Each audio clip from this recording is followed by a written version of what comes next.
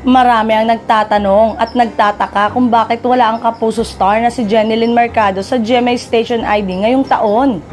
Sa inilabas na Station ID ng Kapuso Network, ay maraming viewers ang nakapansin na wala rito ang magaling na aktres.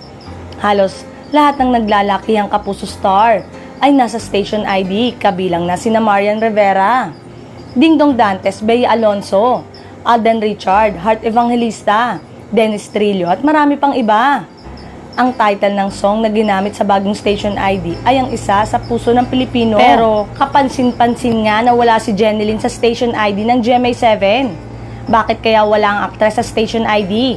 Ang tanong ng isang netizen. Wala na naman si Jen sa Station ID. May issue ba? Abangers pa naman kami sa pasabog mo.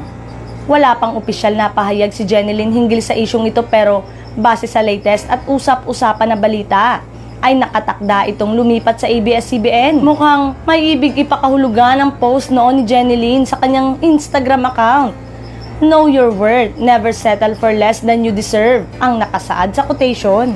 Sa comment section ay kanya-kanyang reaksyon ng kanyang followers at marami sa kanila ang nag-speculate na mukhang ang GMA7 ang pinatutungkulan ni Jen na home station niya for the longest time.